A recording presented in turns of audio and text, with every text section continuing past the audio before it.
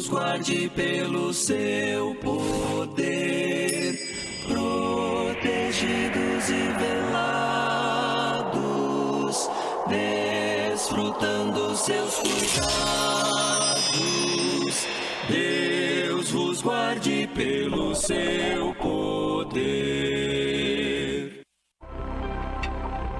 Se a igreja orar, levantarmos a voz em união,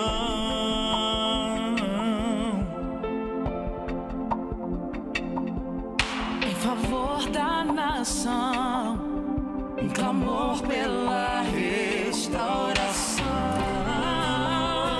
Senhor, sara o Brasil. Cala-nos, Confissão de Neemias, pelos erros pedimos perdão. Olá, meus amados, mais um dia, mais uma semana. A minha oração a Deus neste dia é que Deus complete o desejo do seu coração. Eu preciso que você compreenda o valor da oração. E eu sei que você está passando por dificuldades. Nós também vamos agradecer. Eu sou o pastor Oséias Silva e quero orar com você. E quero dizer a você qualquer coisa que você precisar no campo da oração. Eu lhe desafio. Liga para mim. Vamos colocar diante de Deus as nossas necessidades. Eu creio no Deus que tudo faz. Por isso eu também creio que Ele pode resolver os nossos problemas, aqueles quando nós estamos passando por falta de emprego, um pai de família desempregado, uma mamãe com seus filhos desempregada. Nós sabemos que temos problemas de saúde dentro dos nossos lares. Nós sabemos que temos problemas sérios em relação a finanças. Muitas das vezes nós estamos com o relacionamento quebrando e o que está acontecendo é que nós não vamos buscar o Senhor enquanto nós podemos achar. A palavra de Deus diz: buscar-me-eis e me achareis quando você me buscar de todo o vosso coração.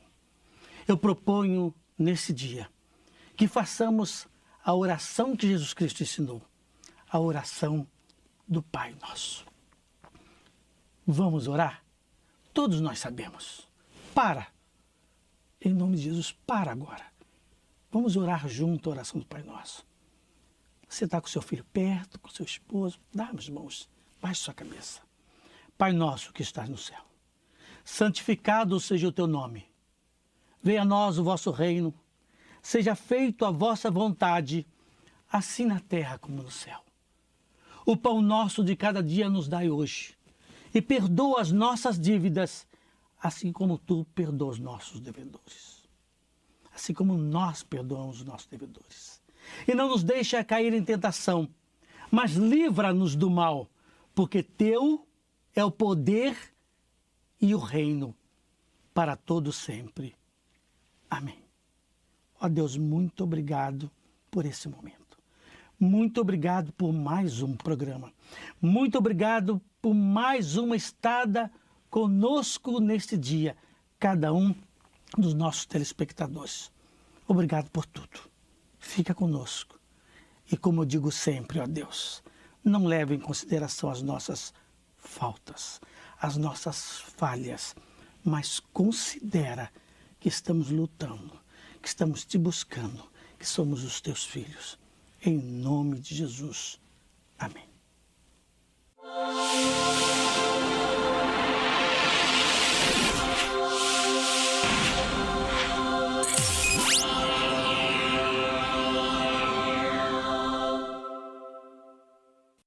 Um dos objetivos do Instituto Nilson Fanini é a plantação de igrejas, a revitalização de igrejas e a ajuda àqueles que desejam plantar igreja. Um dos exemplos disso é a Igreja Batista Glória, que se tornou a primeira igreja reencontro. E nós temos a pastora Rose, que vai falar um pouco sobre o que isso significa, a proposta da igreja e a bênção que é plantar uma nova igreja. Como vai, pastor? Bom, plantar uma igreja. Plantar uma igreja é um desafio muito grande. Mas esse desafio vale a pena a cada dia quando nós vimos o desenvolvimento da obra do Senhor. No início, o Senhor vai disponibilizando para nós pessoas, recursos e nos orientando como devemos seguir. A bênção é poder compartilhar com as pessoas aquilo que Deus tem nos ensinado. Os princípios, os propósitos, a consolidação de pessoas e a edificação delas. E fazendo com que desenvolva-se no coração delas o desejo de evangelizar, de propagar, de levar a palavra do Senhor nos 4 cantos do mundo. Não só no Brasil, mas em todos os lugares onde a palavra carece de ser levada. Você quer plantar uma igreja?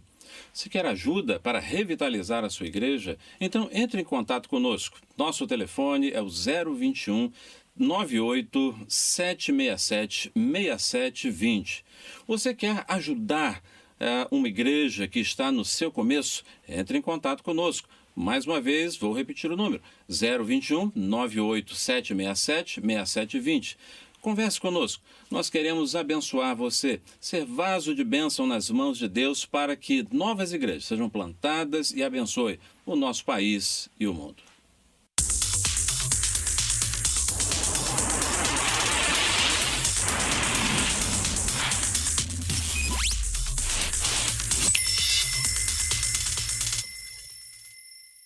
Hoje eu quero falar sobre o ministro de confissão religiosa e em que situação ele pode atuar.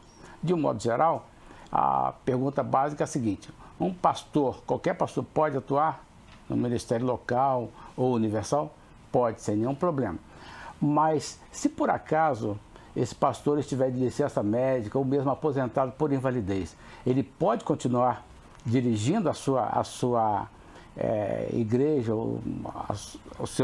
ele pode continuar no ofício ministerial dele? Qual seria a melhor resposta? Depende. Poder ele pode. O que ele não pode é ganhar os seus subsídios, os seus proventos ministeriais, as suas côngruas ministeriais, a sua renda eclesiástica, o seu óbulo, antiga nomenclatura herdada da Igreja Católica. Então, ele não pode perceber pecúnia, dinheiro, ele não pode receber. Ele pode trabalhar sim, ele pode dirigir a congregação dele, mas não pode receber. E se ele fizer isso? Se ele fizer, ele está recebendo o benefício do INSS, ele vai simplesmente, o INSS vai detectar que ele está lá recebendo o INSS por incapacidade para o trabalho e vai convidá-lo a restituir todos os valores recebidos e ele provavelmente vai ser penalizado com a perda da condição dele do auxílio doença. Então, esse é um assunto extremamente sério. Deve haver alguns casos aí por esse Brasil afora, mas nós estamos aqui para falar a verdade e nós não podemos falar diferente. Temos que falar e ensinar a forma correta. Então, essa é a verdade que nós queremos deixar aqui hoje sobre essa questão da relação do ministro de confissão religiosa perante a Previdência. Vocês observem que em outra ocasião, nós já falamos sobre o vínculo do ministro religioso com a Previdência, mas hoje nós estamos enfatizando essa questão dos impedimentos do ministro de confissão religiosa. Por hoje é só, um grande abraço, meu nome é Jonathan Nascimento e o meu WhatsApp é 21 99247 1227. Repetindo, 21 99247 1227. Até lá.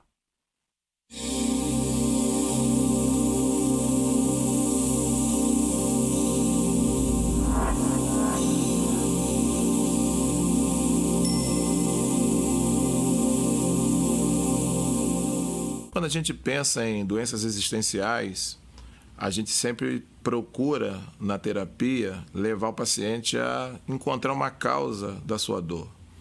Então, se ele apresenta um quadro depressivo, a gente pensa que provavelmente ele está vivendo em função de um fato ruim que aconteceu no seu passado, na sua história. Quando ele apresenta um quadro de ansiedade, a gente está trabalhando sempre a percepção de que ele está projetando um provável acontecimento futuro. E exatamente a angústia ela é um grito silencioso da alma porque ela não tem um fato, né, identificável nem no passado, nem no futuro. Então, a falta desse fato, desse acontecimento, gera esse estado de angústia, porque você não sabe o que está causando aquele momento em que sobe aquela tipo um bolo em que você fica angustiado, você não sabe o que está provocando isso. E o pior de não saber é que, por não saber, você não tem como enfrentá-lo, né? Então, isso gera um sentimento de solidão, um sentimento de ausência, um sentimento de falta de alternativa. Então, o angustiado meio que ele se debate numa sala escura, num quarto escuro, porque ele não consegue enxergar onde está o interruptor, não consegue perceber onde tem a saída. E por isso que essa angústia vai sufocando, e a alma então começa a gritar de uma forma muito silenciosa. Mas é importante dizer que na hora da angústia é bom que a gente tenha amigos e que a gente consiga, se não estiver enxergando a saída desse momento, a causa dessa situação, que a gente estabeleça algumas metas, alguns alvos, coloque alguma coisa no lugar daquilo que não tem coisa, para que a gente possa, olhando para essa situação, conseguir encontrar um sentido e sair desse quadro de angústia. Então, a alma sofre muito, né? Porque quase sempre a gente sofre sem saber a causa e muitas vezes não tem nem causa, né? Então, lá no final, falo, foi um sofrimento angustiante, mas foi à toa, porque não tem causa. Mas é muito bom, sempre na hora da angústia, a gente ter amigos e a gente alicerçar o nosso olhar naquilo que pode realmente nos dar esperança.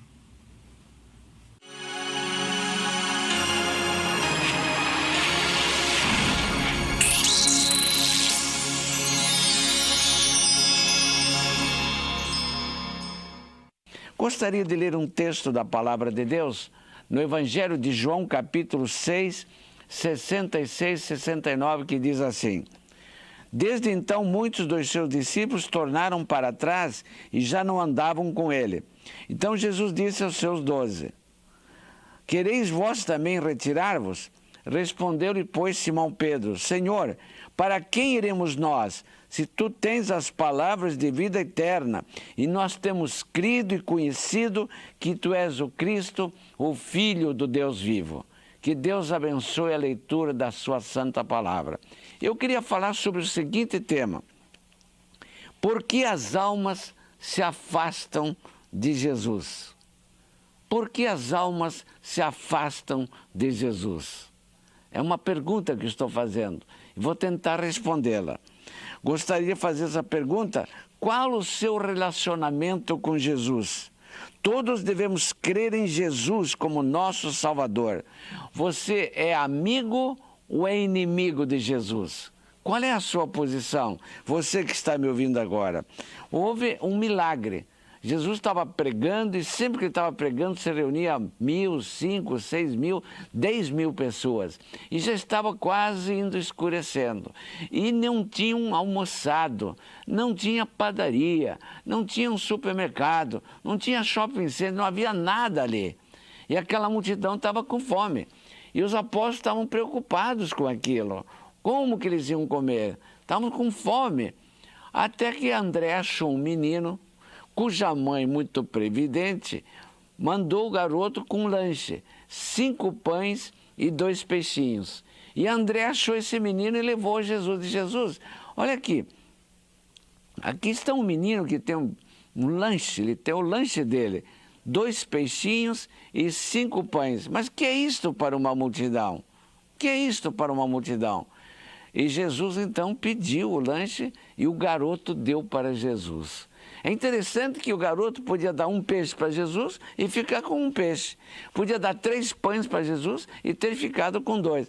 Mas ele entregou tudo para Jesus. Não ficou com nada. Entregou tudo para Jesus. E Jesus, pegando aquele lanche, levantou os olhos para os céus e orou e fez o milagre da multiplicação dos pães. Jesus mandou todo o povo sentar-se na relva. E agora os apóstolos começaram a distribuir o lanche, pães e peixes, para toda aquela multidão. E diz a Bíblia que a multidão se fartou, todo mundo comeu, e depois Jesus mandou recolher e sobraram 12 cestos cheios de pães e de peixes. Para quem foi dado aquilo? Foram dados para o menino. Imagine, o menino deu 5 pães e 2 peixinhos. Ele recebeu 12 cestos. É sempre assim. Quando nós damos para Jesus, Ele nos devolve multiplicadamente o nosso dízimo, nossa oferta, nosso trabalho, o nosso talento. Ele multiplica e Ele nos abençoa. Foi assim que fez com aquele menino. Deus vos guarde pelo seu poder, protegidos e velados, desfrutando seus cuidados. Deus vos guarde pelo seu poder. Deus vos guarde pelo seu poder, protegidos e velados, desfrutando seus cuidados. Deus vos guarde pelo seu poder.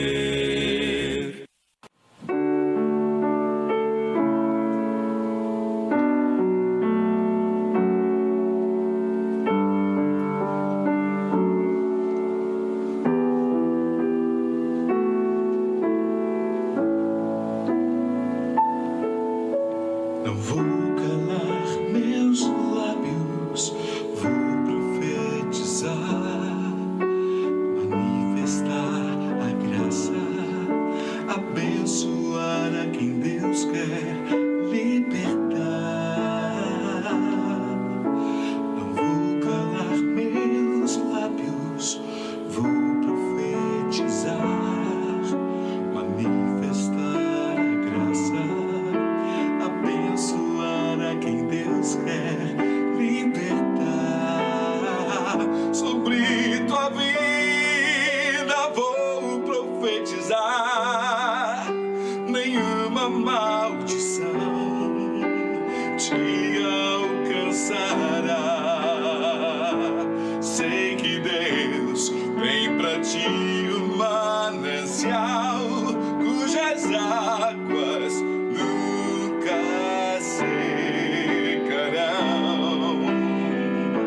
Sei que Deus tem pra ti um manancial cujas águas nunca secarão.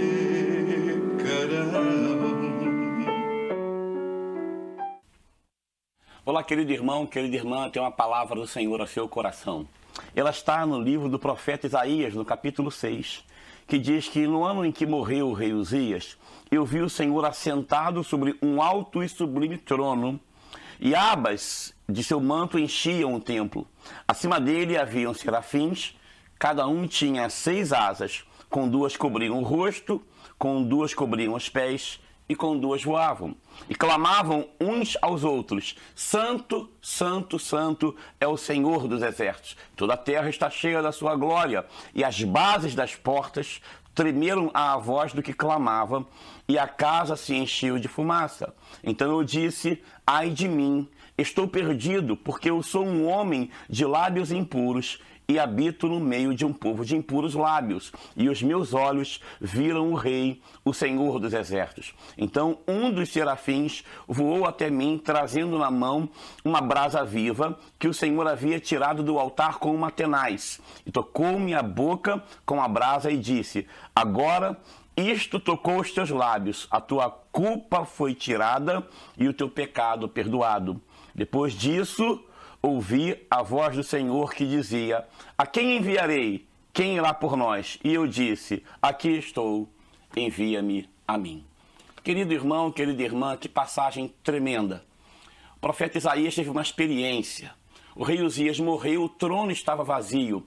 E naquele momento de crise, ele conseguiu enxergar Deus. Ele percebeu que mesmo quando tudo parece estar fora do controle, Deus permanece no controle. E naquele momento ele teve uma grande experiência. Ele viu anjos, ele viu um trono de louvor e adoração ao Senhor. E os anjos cantavam: Santo, Santo, Santo é o Senhor. E Isaías, quando foi tocado por aquela visão, ele percebeu os pecados da sua vida. Isaías parece que foi confrontado com a sua própria natureza e ele percebeu que havia sido afetado pelos pecados da sua comunidade. Ele disse: ai de mim, que sou um homem impuro, que vivo no meio de um povo de impuros lábios. Eu tenho lábios impuros e vivo no meio de um povo de impuros lábios. E naquele momento Deus manda um anjo com uma tenaz e ele toca com uma brasa viva nos seus lábios e o profeta é curado. E o Senhor faz um convite: a quem eu enviarei? E naquele momento, reconhecido do seu erro e pecado, reconhecido das suas limitações e transgressões, Isaías, que havia sido curado, diz ao Senhor: Senhor, eis-me aqui, envia-me a mim. O que Deus quer falar com você? O que Deus tem a falar conosco por meio dessa experiência? Que coisa incrível, irmãos. A primeira coisa é que todos nós somos completamente afetados pelos pecados da nossa comunidade. Tudo que está ao nosso redor nos alcança. Todas as vivências, todas as experiências, todas as influências, a mídia, a moda, a arte, a cultura, a política, a religião, as vivências familiares, as vivências profissionais, as nossas experiências de vida, todas elas se acumulam em nós e elas estão afetando a nossa fé. Isaías reconheceu que aquilo que marcava o seu povo também estava marcando o seu coração de profeta, mas ele não para aí. A Bíblia diz que Isaías reconhece e confessa. Ele diz: ai de mim, porque ele reconheceu a sua inabilidade para lidar com os seus pecados. Muitos de nós queremos resolver os nossos problemas sem buscar a Deus. Muitos de nós temos uma mania, uma cultura de dizer assim: não, deixa Deus fora disso, quando na verdade nós temos que chamar Deus para o centro do problema. Você que está aí me ouvindo agora, você que está me assistindo nesse momento, você que está na sua casa, com a sua família, no seu trabalho, no seu computador, você que está aí agora comigo nesse momento, reconheça: essa luta só vai ser vencida se você chamar Deus para a sua vida. Isaías disse: ai de mim, que sou um homem de impuros lábios, que vivo no meio de um povo de lábios impuros. Deus teve providência para ele. E depois disso, diz a Bíblia, que Deus teve um chamado. Talvez você queira servir a Deus, ministrar na igreja, ser uma bênção, um missionário, um pastor, um líder, um ministro de Deus. Mas você precisa primeiro ser tocado por Deus, ser tratado por Deus, ser restaurado por Deus. Eu quero terminar aqui dizendo a você que aonde você estiver nesse Brasilzão, se você quiser falar com a gente, ligue agora ou faça um contato pelo WhatsApp 98767-6720. Deus abençoe a sua vida.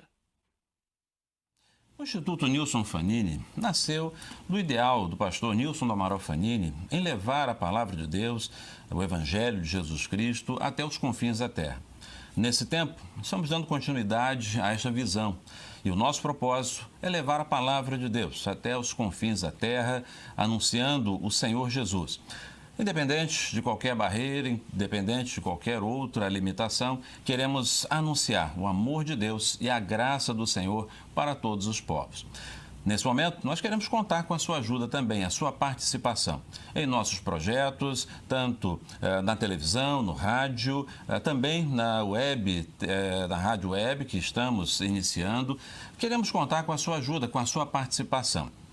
Mas não apenas isso, temos também o desafio da formação da Casa Cultural, onde reuniremos todo o acervo do pastor Nilson do Amaral Fanini e assim teremos condições de receber pessoas de todas as religiões, de todos os lugares, para que possamos dialogar e com isso estabelecer uma convivência bastante agradável que sempre caracterizou a mensagem e o objetivo do pastor Fanini, em fazer com que a mensagem do Senhor chegasse a todos os corações. Então, convido você a essa caminhada conosco, a participar conosco.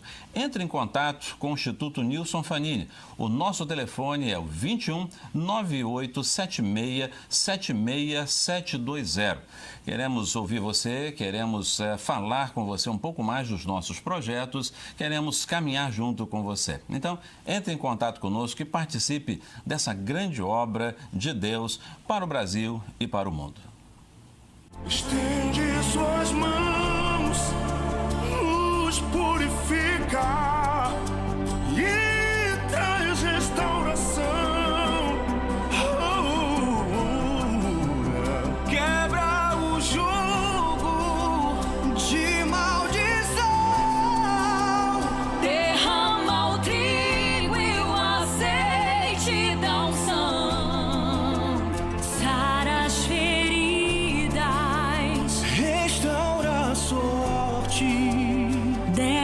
da nação. Sara o Brasil, Senhor. Cura o Brasil pra tua glória e adoração. Deus vos guarde pelo seu poder, protegidos e velados, desfrutando seus cuidados. Deus vos guarde pelo seu